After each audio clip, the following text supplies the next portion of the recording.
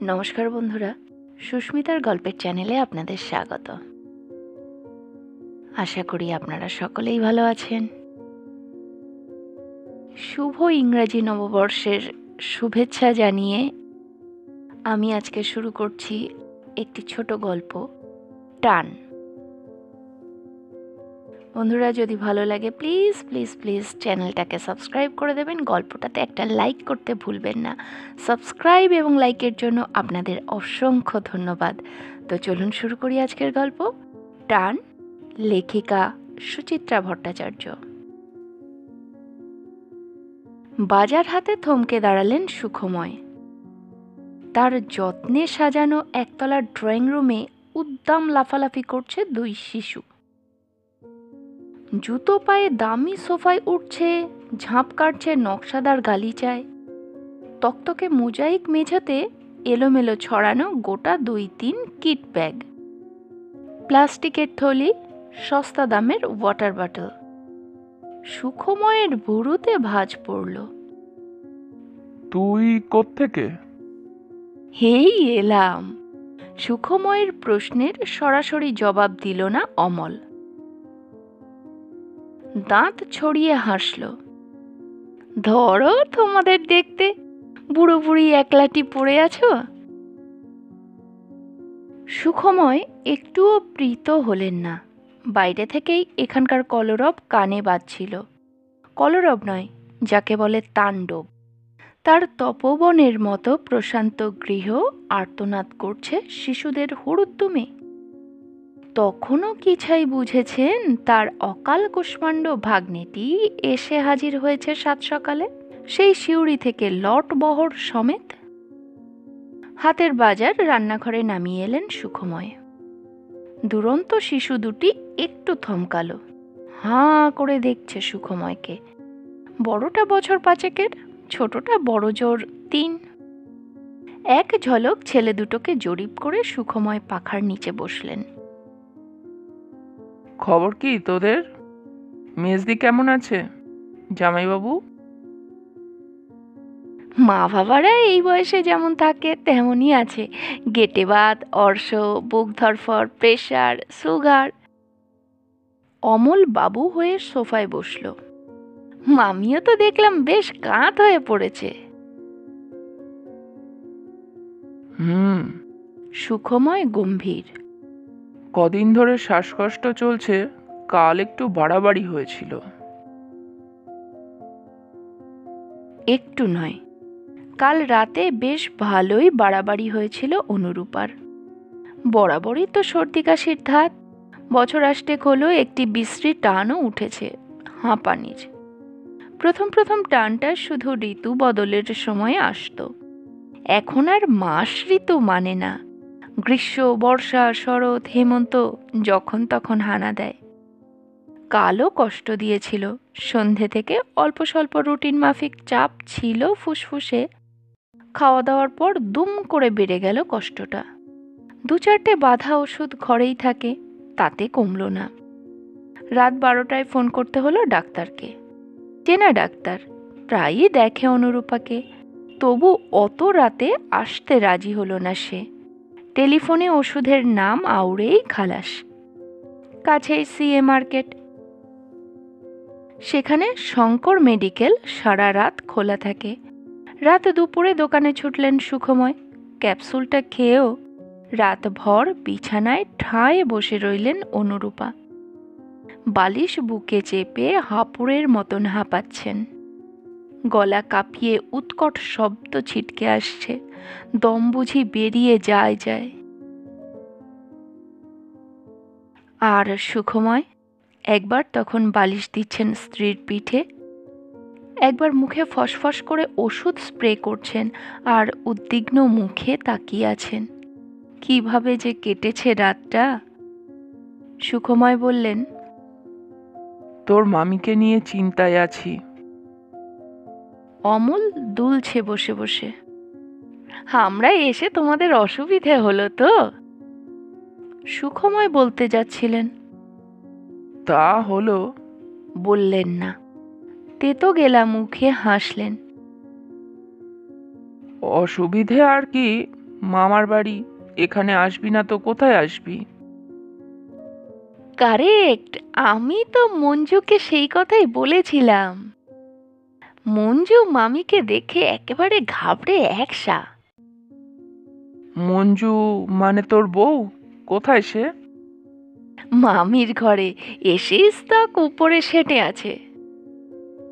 বলেই অমল হাঁক পারল, মঞ্জু, মঞ্জু, নিচে এসো, মামাকে প্রণাম করে যাও। ডাকতে ডাকতে ঝপ করে গলা নামালো। আসলে তোমার ভাগ্নে বউ মামিকে দেখে যত না ঘাবড়েছে, তার থেকে বেশি বমকেছে তোমার এই বাড়ি দেখে। আরে বাবা, মামা আমার লর্ড, সল্টলেকে প্যালেসে থাকে, বুঝলে মামা? মঞ্জু ভাবে আমার সব আত্মীয়ই বুঝি তার শ্বশুর শাশুড়ির মতো, নেই নেই পার্টি। এবার দেখ নিজের চোখে, এমন ঝিংচাক বাড়ি, এমন চাম্পুস সাজানো গোছানো বাপের জন্মে দেখেছিস কোনো দিনও? ছিলি তো ন্যাংটো মাস্টারের মেয়ে। দুই শিশু বাবার বকবক গিলছিল। হঠাৎ বড়টা হাততালি দিয়ে উঠল, দাঁড়াও, মাকে বলে দেব। কি বলবি? তুমি দাদুকে ন্যাংটো বলেছ? বলিস, নেচে নেচে বলিস, যা ভাগ এখান থেকে। 5 বছরেই পেকে বোধে হয়ে গেছে, খালি বড়দের কথার মধ্যে কথা, মার বটে এনে 3 লাখ। ধমক খেয়ে ছেলেটা গা মোচড়াচ্ছে। সুখময় বেশ বিরক্ত হলেন। অমলটা চিরকাল বড় অমার্জিত, জংলি, হ্যাঁ হ্যাঁ করে হাসে, গাঁক গাঁক করে চেঁচায়। মুখের মাত্রা নেই, লেখাপড়াতেও অগা। কোনো ক্রমে ঘষ্টে ঘষ্টে স্কুলের গণ্ডি পেরিয়ে সরস্বতীকে বিদায় দিয়েছে। মেজদির কম জ্বালা গেছে এই ছেলে নিয়ে। এখন কোন এক কোল্ড স্টোরেজে চাকরি করছে, কি যে কাজ করে ভগবান জানেন। শুধু মেজদির চিঠিপত্র থেকে বোঝা যায় রোজগারপাতি তেমন ভালো নয়। তার মধ্যেও কি দুঃসাহস, বাবু বিয়ে করে ফেলেছেন, প্রেমের বিয়ে।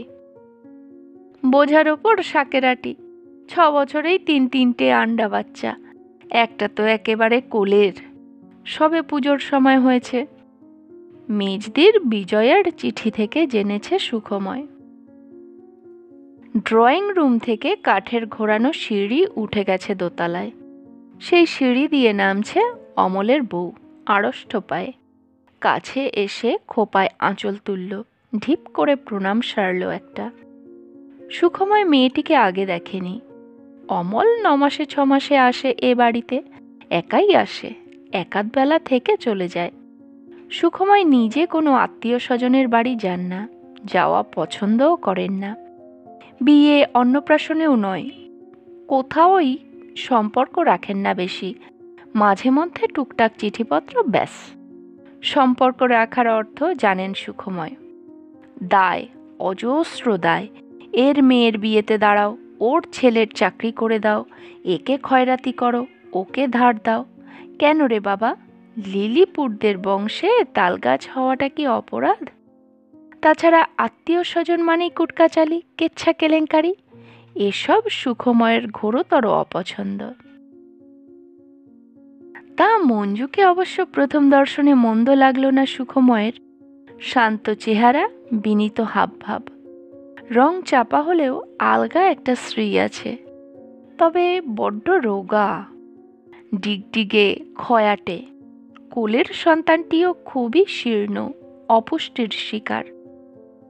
মঞ্জু নতমুখেই বলল, আপনাকে মামিমা একবার ওপরে ডাকছেন। সুখময় গলা ঝাড়লেন, তোমার মামিমা কি একটু শুয়েছেন, না এখনো বসে? মঞ্জু একদিকে ঘাড় নাড়ল, উত্তরটা ঠিক ধরতে পারলেন না সুখময়। সিঁড়ি অবধি গিয়েও ঘুরলেন মঞ্জুর দিকে। তোমার বাচ্চারা কিছু খেয়েছে? অমলই আগ বাড়িয়ে উত্তর দিল, তুমি ভেবো না মামা, ওরা ঠিক খেয়ে নেবে। তোরাও তো এতটা পথ এলি, তোদেরও খিদে পেয়েছে। দেখ না পুষ্পর জলখাবার তৈরি কত দূর এগোলো। হা হা করে হাসল অমল। আমাদের পেট হলো রাবণের চিতা, সারা দিন জ্বলছে। ও নিয়ে ভাবতে গেলে তোমার ভাড়ার ফাঁক হয়ে যাবে। তুমি যাও, মামি কি বলছে দেখো। মঞ্জুর দিকে চোখ গেল সুখময়ের। স্বামীর রসিকতায় মুখে আঁচল চেপে ফিক ফিক হাসছে। ঘড়িতে 9:30। চৈত্রের সকাল তেতে উঠেছে ক্রমশ। এলোমেলো বাতাস তপ্ত, আচম্বিতে ছোট ছোট হাওয়ার ঘূর্ণি বাইরে। দক্ষিণের জানালার ঠিক গায়েই একটা বেটে নারকেল গাছ, 14 বছর বয়সের। গৃহপ্রবেশের দিন গাছটা লাগিয়েছিলেন অনুরূপা। সেই গাছের চওড়া পাতায় শেষ বসন্তের হাওয়া বাজছিল সরসর। হাওয়া কি অতীতের কথা বলে? হয়তো বলে, হয়তো বলে না, হয়তো নিজের মনেই দোল খায় জানালায়, গাছে, সুখময়ের মনে। 25 বছর আগে সুখময় এখানে 4 কাঠার প্লটটা কিনেছিলেন। তখন এ অঞ্চলে গাছগাছরা বিশেষ ছিল না, প্রায় ধুধু। বিশাল বিশাল মেছো ভেড়ি বোজানো হয়ে সবে তখন শহরের এদিকে গায়ে কতরে বাড়ছে। মাটিতে চিকচিক করে বালি, লোকবসতি খুবই কম। কলকাতার সঙ্গে সুতোর যোগ রাখে 1-2 বাস। এত ফাঁকা চারিদিক যে লোকজন সহজে বাড়িঘর বানাতে সাহস পায় না। সেটা অবশ্য সাপে বড়ই হয়েছিল। এখনকার হিসেবে জলের দরেই জুটে গিয়েছিল জমিটা। তবে সুখময়ও তক্ষুনি বাড়ি করেননি, করলেন অনেক পরে। সাউথ ইস্টার্ন রেলের জেনারেল ম্যানেজার হয়ে রিটায়ার করার 6 বছর আগে রামপুরহাটের জমি বাড়ির নিজের অংশ বেচে দিয়ে। এই উপনগরী তখন অনেকটা জমজমাট। ছবির মতো সুন্দর সুন্দর বাড়িতে ভরে যাচ্ছে চারদিক। চওড়া চওড়া পথঘাট, সবুজ বুলেভার্ড, গাড়ি ঘোড়াও চলছে অনেক। তবু এখানকার একটা আলাদা নির্জনতা আছে, এক ধরনের আলাদা শান্তি, নিস্তরঙ্গ সুখ। সেই সুখের আদলে তৈরি হলো সুখময়ের বাড়ি। একতলায় অতিকায় ড্রয়িং রুম, রান্নাঘর, ভাড়ার কাজের লোকেদের থাকার ঘর, বিশাল খাওয়ার জায়গা, ছোট্ট একটা স্টাডি রুম কাম পারিবারিক লাইব্রেরি। ওপরে 3টে পৃথক পৃথক ব্লক, প্রতিটি ব্লক এক একটা স্বয়ংসম্পূর্ণ 1 রুম ফ্ল্যাট। সুখময়দের, বাবিনদের, ছোট্টুর, এছাড়া মন ভোলানো এক পূর্ব দক্ষিণ খোলা বারান্দা। বাড়ির নাম হলো স্বপ্নাতীত। বাড়ি দেখে খুশিতে পাগল হলেন অনুরূপা, 2 ছেলেও। বাবিন তখন আইআইটিতে ইঞ্জিনিয়ারিং পড়ছে, ছোট্টুর ক্লাস 9। বিপুল উৎসাহে 2 ভাই ছুটে ছুটে এখান থেকে ওখান থেকে ফুল গাছ এনে লাগাচ্ছে। অনুরূপা সামনের লনটার পরিচর্যা করছেন সারাদিন। বাবিন আর ছোট্টুর ঘর পোস্টারে পোস্টারে ছেয়ে গেল। বাবিনের দেওয়ালে ফিল্ম স্টার, শুধুই অমিতাভ বচ্চন, বিভিন্ন ভঙ্গিতে বিভিন্ন মেজাজে। ছোট্টুর দেওয়াল জুড়ে খেলোয়াড়দের মিছিল, Gavaskar, Biswanath, Imran, Kapil Dev, McEnroe, বার্গ, ঝাঁকড়াচুলো Mario campus. তার সঙ্গে বাবা মার দেওয়ালও পরিপূর্ণ, আশায়, সুখে, উষ্ণতায়, মায়াবী নিশ্চিন্ত বার্ধক্যের অলস স্বপ্নে। বাবিনের আমেরিকায় এখন মধ্যরাত, ছোট্টুর লন্ডনে এখনো ভোর হয়নি। এই উপনগরী এখন রোদ্দুরে ঝলসাচ্ছে। কি ভাবছো জালনায় দাঁড়িয়ে? সুখময় ফিরলেন, খাটের প্রান্তে এসে আধশোয়া স্ত্রীর কপালে হাত ছোঁয়ালেন। কিছু না। আমায় ডাকুনি কেন?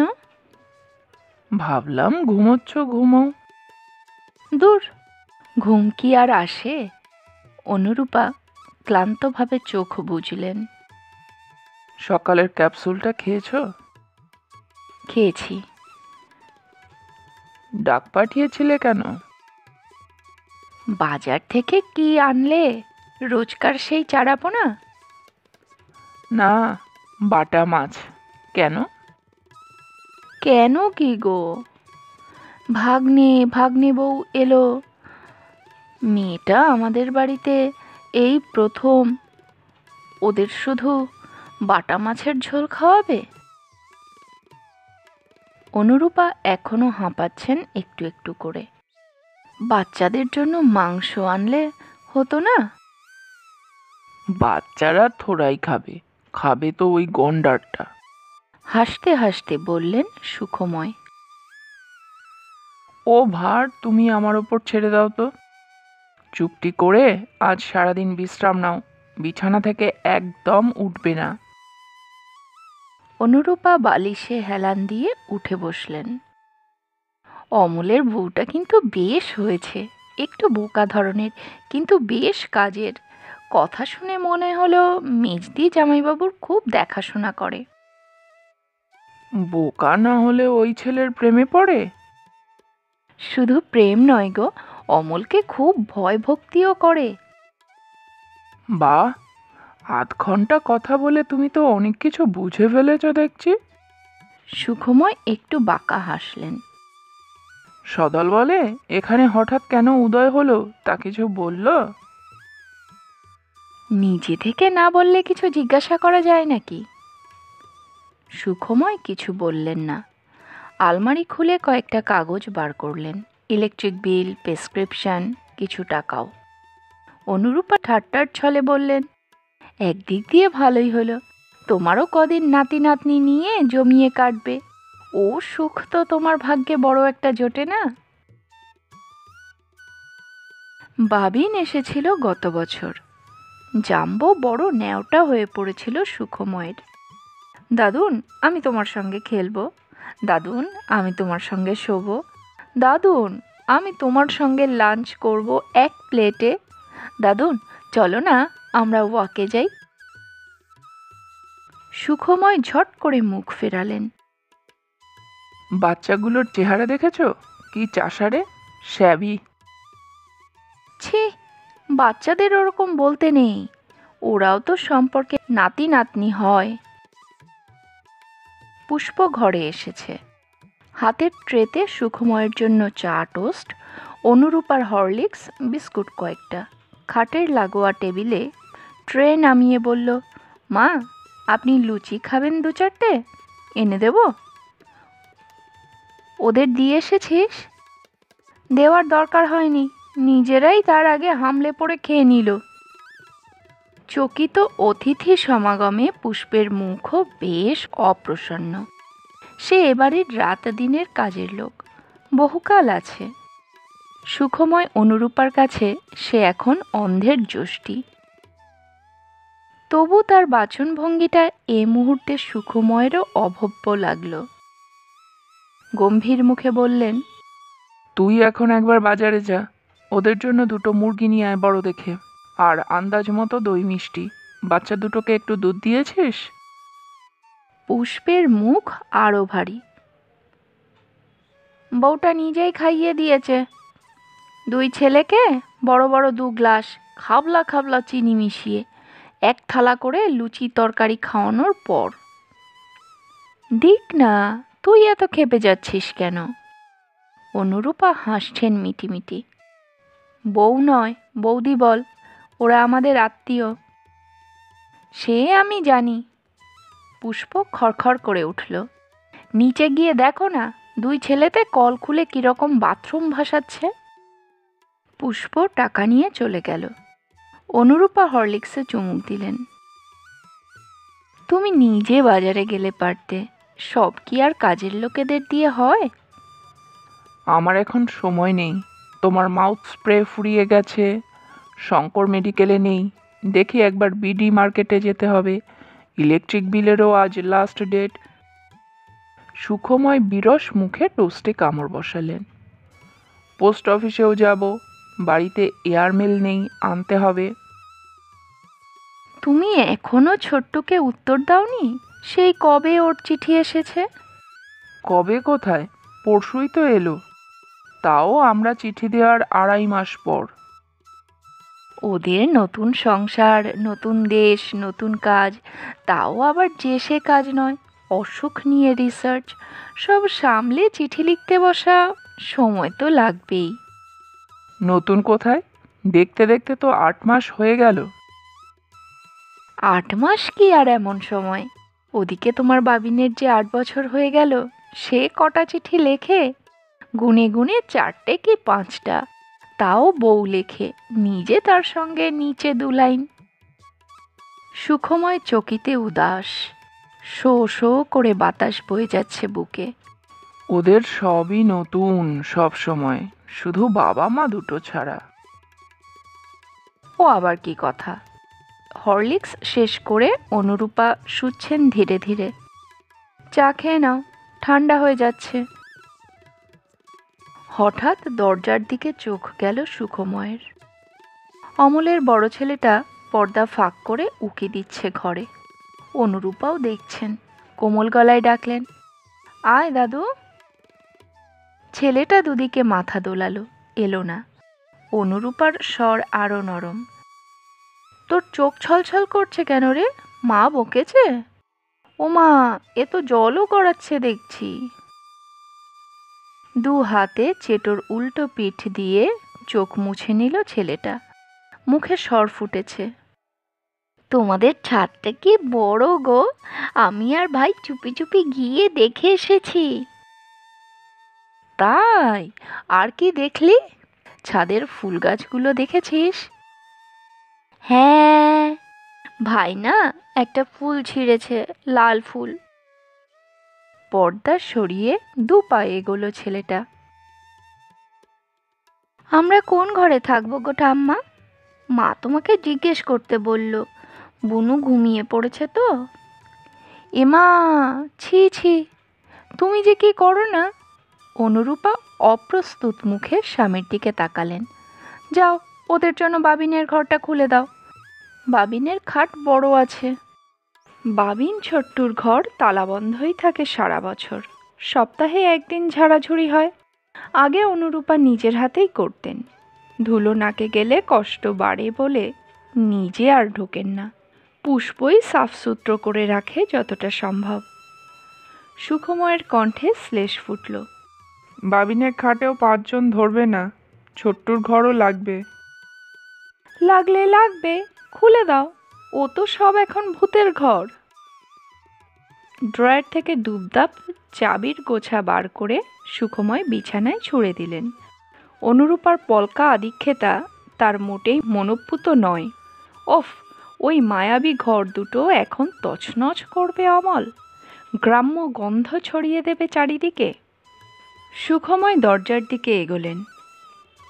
পুষ্প ফিরুক, ওকে দিয়েই খুলিয়ে নিও, আমি বেরোচ্ছি। দুপুরে অমলদের আসার প্রকৃত কারণটা জানা গেল। অমলই বলল খাওয়ার সময়, অমলের বড় ছেলেটার চোখে কী সব গণ্ডগোল হয়েছে। ছেলেকে বড় ডাক্তার দেখাতে এনেছে কলকাতায়।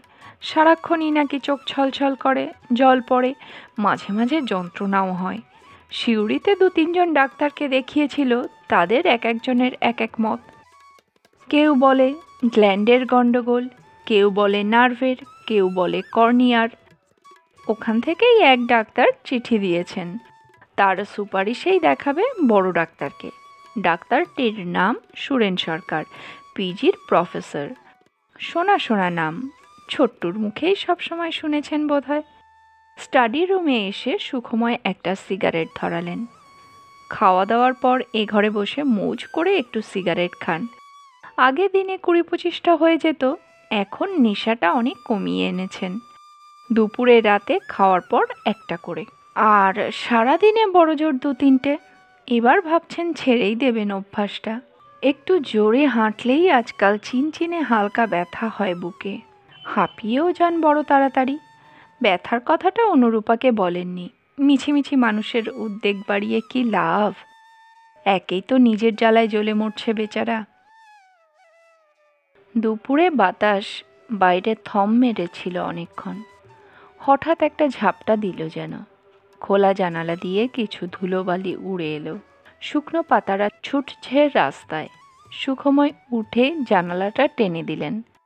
পুষ্পকে কতবার করে বলেছেন বেলা বাড়লে সব জানালা বন্ধ করে দিতে, এ সময় ধুলো ঢুকে ঘরদোর বড় নোংরা হয়। তা কথাটা যদি খেয়াল থাকে মেয়েটার। আজ অবশ্য খেয়াল না থাকলেও বলার কিছু নেই। সিউড়ি থেকে আসা উটকো ধুলো সামলাতেই যা হিমশিম খাচ্ছে। অমলটা সত্যিই যাচ্ছে তাই, যেমন নোংরা তেমন বেয়াক্কেলে। শিক্ষা দীক্ষা না থাকলে যা হয়। অতটুকু ছেলে চোখ নিয়ে কষ্ট পাচ্ছে, অথচ বাপকে দেখো দিব্যি মাংসের হাড় চুষতে চুষতে ব্যাখ্যান করে চলেছেন ডাক্তারদের। ভাষাই বা কি! ওখানকার ডাক্তারটা লবেঞ্জুস, বেড়ে পাকামি করেছিল। চেম্বারে ঢুকে দিয়েছি বেটাকে আচ্ছা করে কোড়কে। বসার ভঙ্গিটাও কি অশালীন। এক পা চেয়ারে তুলে এক পা নাচাতে নাচাতে খাওয়া, লোমশ খালি গা, পরনে উৎকট চেক লুঙ্গি, শব্দ করে কুলকুচি করা, অসহ্য অসহ্য। সুখময় চেপে চেপে সিগারেট নিভিয়ে ওপরে এলেন। আহ, ঠিক যা ভয় পেয়েছিলেন তাই। অনুরূপার সামনে মোড়া টেনে বসে আগডুম বাগডুম গল্প করে চলেছে অমল। সাধারণ বুদ্ধিটুকুর এত অভাব। শুনলি মামি সারা রাত ঘুমোতে পারেনি, এখন কষ্ট কম, একটু শুয়ে নিতে দে। তা নয়। অনুরূপাও যে কেন এত লাই দেয় ছেলেটাকে। নির্ঘাত এখন আত্মীয় স্বজনদের ঠিকুজি কুষ্টির তলাশ চলছে। কার বাড়িতে হাঁড়ি চড়ে না, কার মেয়ে বাপকে লুকিয়ে বিয়ে করার মতলব ভাজছে, রামপুরহাটের কোন দেওর কার জমি হাতালো। এসব শুনে যে অনুরূপার কি মোক্ষ লাভ হয়। তিনি নিজেও কোনোদিন প্রশ্রয় দেননি অমলকে। এসেছো এসো, 2-4 ঘন্টা থাকো, খাও দাও, বিদায় নাও। শুধু অমল নয়, সব আত্মীয়দের জন্যই সুখময়ের এক বিধান। ঘরে না গিয়ে সুখময় সামনের প্যাসেজটার দিকে গেলেন। দুধারে বাবিন আর ছোট্টুর ঘর, দুটোই হাট করে খোলা। ছোট্টুর খাটে বিশ্রীভাবে ছড়ানো রয়েছে অমলদের মালপত্র, জামাকাপড়। বাবিনদের বিছানায় মঞ্জু কোলের মেয়েটাকে নিয়ে পাশ ফিরে শুয়ে। বড় ছেলেটি মেজেয় হাত পা ছড়িয়ে ঘুমোচ্ছে, ছোটটি খাটের প্রান্তে কুটিয়ে শুটিয়ে জড়সড়। সুখময় সরে এলেন। পূব দক্ষিণ খোলা গোল বারান্দা থেকে দুপুর হলেই রোদ সরে যায়। একটা ইজি চেয়ার আর গোটা 2-3 মোড়া সবসময় ছড়ানো থাকে এখানে। সুখময় ইজি চেয়ারে শরীর ছেড়ে দিলেন। বাবিন আর ছোট্টুর ঘর দুটি তার বড় প্রিয়, নির্জনতার সঙ্গীও বটে। অনুরূপাকে লুকিয়ে মাঝে মাঝে ঘর দুটোর তালা খোলেন সুখময়। চেয়ার, টেবিল, খাট, আলমারি, বিছানা ছুঁয়ে ছুঁয়ে দেখেন। পোস্টারগুলো আর নেই, তবু ফিকে রঙিন দেওয়ালে এখনো অনেক ছবি দেখতে পান তিনি।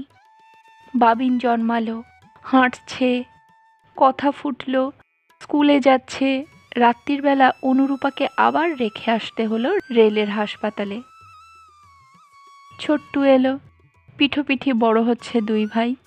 ছবি আর ছবি, পরপর অজস্র ছবির মিছিলে দেওয়াল পরিপূর্ণ হয়ে যায়। বাবিন আমেরিকা থেকে বিয়ে করতে এলো, বউ নিয়ে চলে যাচ্ছে। ছোট্টুর লন্ডনে রিসার্চ করতে যাওয়ার সুযোগ এসে গেছে।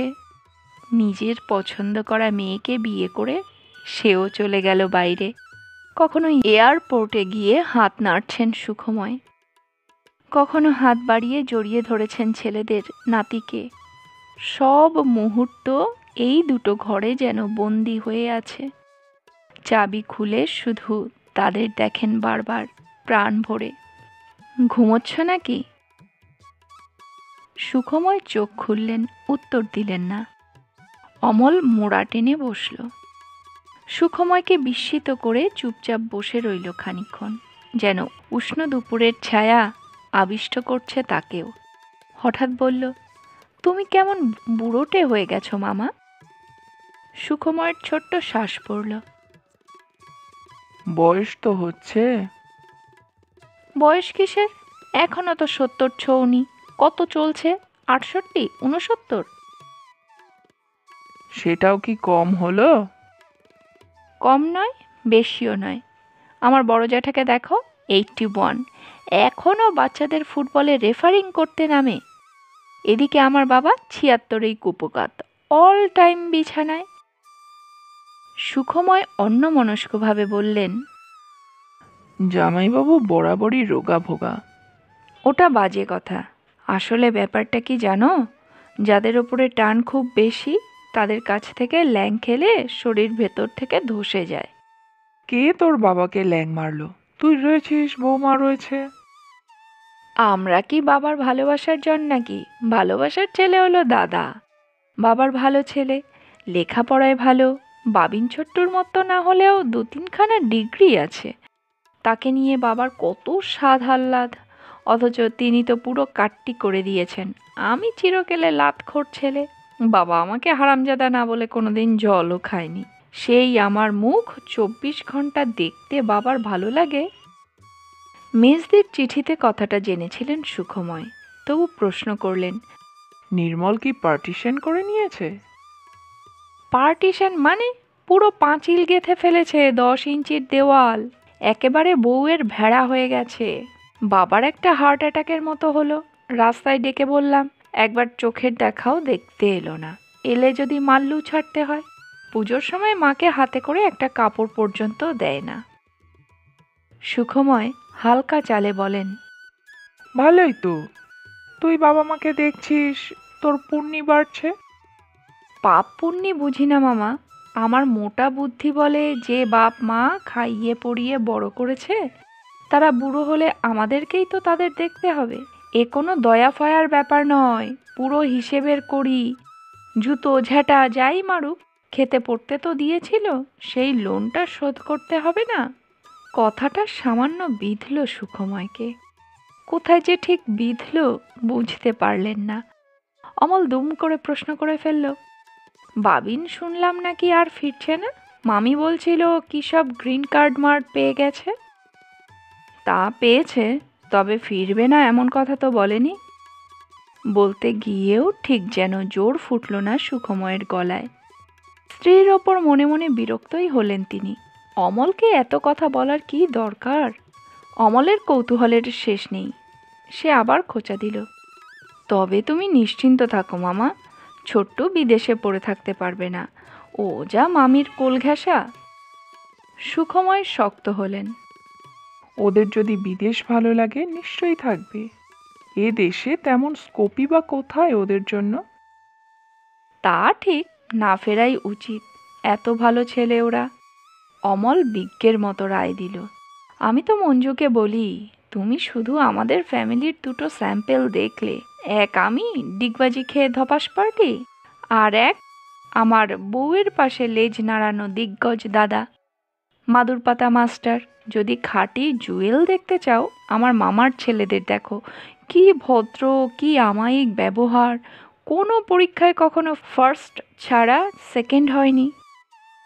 কিছুটা অতিরঞ্জিত হলেও কথাটা খুব মিথ্যে নয়। বাবিন হায়ার সেকেন্ডারিতে থার্ড হয়েছিল, ছোট্ট মেডিকেলের জয়েন্ট এন্ট্রান্সে সেকেন্ড।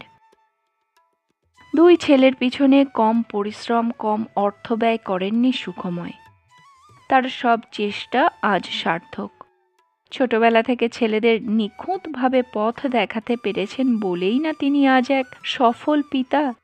দুই পুত্রবধূও তার শিক্ষিত, মার্জিত। বাবিনের বউ ওখানে একটা স্কুলে চাকরি করছে। ছোট্টুর বউ তো ছোট্টুর মতোই ডাক্তার। সুখে, প্রাচুর্যে, সাফল্যে সব দিক দিয়েই পরিতৃপ্ত সুখময়। তবু কেন যে বুকটা চিনচিন করে ওঠে হঠাৎ হঠাৎ এই নির্জন অপরাহ্ন বেলায়? কি লিখলাম শুনবে না?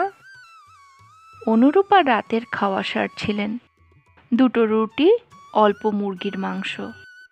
তার জন্য পাতলা স্টুয়ের মতো করে আলাদা মাংস রেঁধেছে পুষ্প। এমনিতে অনুরূপা পাতলা রান্নাই ভালোবাসেন, কিন্তু আজ ঠিক গলা দিয়ে নামছিল না তার। একটা চোরা ভয় শিরদাঁড়া ছুঁয়ে যাচ্ছে। আবার যে কখন কালকের মতো এসে পড়ে কষ্টটা। সুখময় অসহিষ্ণুভাবে বললেন, কি হলো, শুনবে? পড়বো না মুখ বন্ধ করে দেব? অনুরূপা ফোঁস করে শ্বাস ফেললেন। কি আর শুনবো, লিখেছ তো সেই বাঁধা গদ। আমরা ভালো আছি, তোমরা কেমন আছো? মাঝে তোমার মায়ের শরীর খারাপ হয়েছিল, সেই হাঁপের টান এখন মোটামুটি আছে। তোমরা আমাদের জন্য দুশ্চিন্তা করো না। সুখময় ঈষৎ ক্ষুণ্ণ হলেন। আর কিছু লিখি না আমি? বলো, আর কি লেখো? সুখময় তীব্র চোখে স্ত্রীর দিকে তাকালেন। লিখে দেবো তোমার জন্য সারা রাত জেগে বসে থাকতে হয়, তোমার চোখ মুখ ঠেলে বেরিয়ে আসে। আমি কি বলেছি ওসব লিখতে? তাহলে কি লিখবো? লিখবো, স্নেহের ছোট্টু, তুমি একদা গেটের সামনে যে কৃষ্ণচূড়া গাছটি পুঁতিয়াছিলে তাহাতে ফুল আসিয়াছে, তোমার দাদার লাগানো পলাশ গাছেও দুটি গাছের ফুলে আমাদের গেটের সম্মুখ ভাগ লাল হইয়া থাকে। অনুরূপা খাওয়া বন্ধ করে স্বামীর দিকে তাকালেন। সত্যি কথা স্বীকার করতে এত ভয় পাও কেন তুমি? যা লিখেছ এছাড়া সত্যিই কি কিছু লেখার আছে? চিঠি লেখা মানেও তো এখনো জ্যান্ত আছি সেটা জানানো, আর কি? সুখময় নিশ্চুপ হয়ে গেলেন। এয়ারমেলের মুখ জুড়লেন ধীরে ধীরে। ঘরের উজ্জ্বল আলোটাকে বড় নিষ্প্রভ লাগছিল তার। শুধু নিষ্প্রভ নয়, ঝাপসাও। নিম্নস্বরে বললেন সুখময়, তুমি বড় নিষ্ঠুর, অনু। নিষ্ঠুর নয়, যা দেখি যা বুঝি তাই বলছি। তুমি যা যা সত্যি লিখতে চাও তা তোমার কলমের ডগায় আসবে? আমি চাইলেও আমাকে লিখতে দেবে সে কথা? কেন লিখবো আমরা? কেন লিখবো আমরা? সুখময়ের গলা ফ্যাঁসফ্যাঁসে শোনাচ্ছিল। লিখো না, যক্ষ হয়ে কুবের পুরি আগলাও। একতলা থেকে টিভির শব্দ আসছিল ভেসে। সিনেমার গান হচ্ছে, পুরনো দিনের গান। অমল খুব জোরে চালিয়েছে টিভিটা। কান পেতে গানটা শোনার চেষ্টা করলেন অনুরূপা। কি গান বোঝা যাচ্ছে না। থালায় হাত ধুতে ধুতে বললেন, তুমি আজকাল বড় অবুঝ হয়ে যাও। ওইটুকু বাচ্চাকে তখন ওইভাবে ধমকালে কোনো মানে হয়? বেশ করেছি। খবর শোনার সময় অত চেঁচাবে কেন? বউটারও বলিহারি, তিনটের মা হয়েছে, একটাকেও সামলাতে পারে না। সুখময় প্রায় ভেঙচে উঠলেন। কোলের মেয়েটা সোফাতে পেচ্ছাপ করে দিল, মায়ের হেলদোল নেই, একটু কাচিয়ে ফেলে দিল শুধু। ছোট ছেলেটা শোকেসের কাচ ভটাং ভটাং করে টানছে, বন্ধ করছে, মায়ের ভ্রুক্ষেপ নেই, একদিনেই বাড়ি লণ্ডভণ্ড করে দিল। দিগ্গে, অত পিটপিট করো না তো। দুটো দিনের জন্য এসেছে, আর ওই সোফা শোকেস নিয়ে আমরা কি স্বর্গে যাব? তোমার ওই মর্নিং ওয়াকের মিলিটারি বন্ধু বলে না, এরপর সব বাড়ি সার সার ভূতের বাড়ি হয়ে যাবে। ঠিকই বলে। সুখময় চশমা খাপে ভরলেন।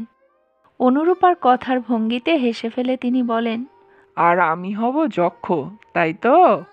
এ পাড়ায় সার সার যক্ষ। তাই তো হবে। অনুরূপাও হাসছেন। অনেক বকেছ, এবার আমায় ক্যাপসুলটা দাও। ওষুধের সঙ্গে বেশ খানিকটা জল খেলেন অনুরূপা। তারপর বললেন, 10টা তো বাজে, তোমরা খেতে বসবে না? বসবো, তোমার পুষ্পরানীর টিভি দেখা শেষ হোক। সকালে অমলের বউটাকে সহ্য করতে পারছিল না, এখন তো তার সঙ্গে গলায় গলায় ভাব। অমলের বউটা সত্যিই ভালো গো, বড় দুঃখী। অনুরূপা সামান্য ইতস্তত করে বলেন, তোমার মেজদিও নাকি ওর উপর খুব অত্যাচার করে। কেন? কেন আবার কি, বিয়েতে তেমন কিছু পায়নি, প্রায় 1 বস্ত্রেই চলে এসেছে মেয়েটা। তাই নিয়ে দিবারাত্র নাকি গঞ্জনা দেয়। বলতে বলতে কেঁদে ফেলেছিল বেচারা। অমলের তো খুব হাঁক ডাক, ও কেন প্রোটেস্ট করে না? মুরদ কোথায়? মাইনে তো পায় 1000 টাকা। তোমার জামাইবাবুর পেনশনের টাকা আছে, ফিক্সড ডিপোজিটের ইন্টারেস্ট আছে, তাই দিয়ে চলে সংসারটা। সুখময় থমকে গেলেন। বিড় বিড় করে বললেন, তবে যে ছেলেটা বড় মুখ করে বলছিল বাবা মাকে দেখছি, অন্যের ঋণ শোধ করছি। বাজে কথা। মেয়েটা আলাদা থাকতে চায়, তোমার ভাগ্নে নিরুপায়। আলাদা হলে খাবে কি? নেহাত অন্ন জুটবে না বলেই বাবা মার কাছে পড়ে আছে। বাপ মার ওপর ভক্তি নয় গো, একে বলে দায়ে পড়ে রায়মশাই। তোমার জামাইবাবু নাকি নাতির চিকিৎসার জন্য ব্যাংক থেকে টাকা তুলে দিয়েছে ছেলেকে। পুষ্প ঘরে এসে এঁটো বাসন গোছাচ্ছে। যাওয়ার সময় সুখময়কে খেতে ডেকে গেল। সুখময় খাওয়া দাওয়া সেরে ফিরলেন। সিগারেট ধরিয়ে গোল বারান্দায় পায়চারি করলেন কিছুক্ষণ, শুয়ে পড়লেন। সারাদিনের তপ্ত ভাব আর নেই। একটা নরম মিঠে বাতাস জানালা বেয়ে ঘরে ঢুকছে, স্পর্শ করছে ঘরের আসবাবপত্র, মানুষদেরও। নারকেল গাছের ওপারে পিছনের রাস্তায় টিউবলাইটটা জ্বলছে নিভছে বারবার। রাত বাড়ছিল। মাঝরাত অবধি ঘুম এলো না সুখময়ের। প্রতি পলে কাল রাতের বিপন্নতার স্মৃতি কুড়ে কুড়ে খেয়ে যাচ্ছিল তাকে। পাশের ঘরের কলকাকলি স্তব্ধ হওয়ার পরও চোখের পাতা এক হলো না কিছুতেই। হঠাৎ সুখময় একটা শব্দ শুনলেন। শব্দটা প্রথমে একটু শুরু হয়েই থেমে গেল, তারপর আবার শুরু হলো, বাড়ছে, কমছে, থামছে, বাড়ছে। বেশ খানিকক্ষণ মন দিয়ে শোনার পর শব্দের উৎসটা খুঁজে পেলেন সুখময়। অমল নাক ডাকছে। রাগতে গিয়েও সুখময়ের রাগ এলো না, স্নায়ু কেমন ঝিমিয়ে এলো। অন্ধকার বাড়িতে শব্দটা পাক খেয়ে ঘুরতে লাগলো, মথের মতো, একটা প্রাণের অস্তিত্ব হয়ে। অনুরূপার টান উঠল না, সুখময় ঘুমিয়ে পড়লেন। টানটা পরদিনও উঠল না, পরদিনও না। দুদিন ধরে গোটা বাড়ি জুড়ে দক্ষযজ্ঞ করে ফেলল অমলের দলবল। ছড়ালো, লাফালো, নোংরা করলো, ছাদের টব প্রায় নির্মূল করে ফেলল শিশুরা। ছেলেকে ডাক্তার দেখালো অমল। তেমন বিপদের কিছু নেই, গ্ল্যান্ডের গোলমাল। ওষুধ চলবে এখন, 1 মাস পরে আবার দেখাতে হবে ছেলেকে। মনের আনন্দে অমল কলকাতা ঘোরালো বউ বাচ্চাদের। পাতাল রেল, দ্বিতীয় হুগলি সেতু, কিছুই বাদ পড়ল না। আজ তার লটবহর নিয়ে ফেরার পালা। দুপুর 2টোয় বাস ধর্মতলা থেকে। পথে খাওয়ার জন্য কোচর বেঁধে টিফিন দিয়ে দিলেন অনুরূপা, নিজের হাতে তৈরি করে। লুচি, তরকারি, হালুয়া। একটা ভালো শাড়িও দিলেন মঞ্জুকে। বাচ্চাদের 1 সেট করে জামা কাপড়। মঞ্জু খানিকটা কাঁদল। অমল হাসল হা হা করে। বাচ্চাগুলো খুশি না ব্যথিত বোঝা গেল না। অমল চলে গেল ঝাঝার রোদে। বাবিন আর ছোট্টুর ঘর পরিষ্কার করে দিয়ে গেছে পুষ্প। সাজিয়ে গুছিয়ে ঘর আবার পুরনো চেহারায়। সুখময় ঘর দুটোতে তালা দিতে এসে দাঁড়িয়ে গেলেন, দুটো খোলা দরজার মাঝখানে।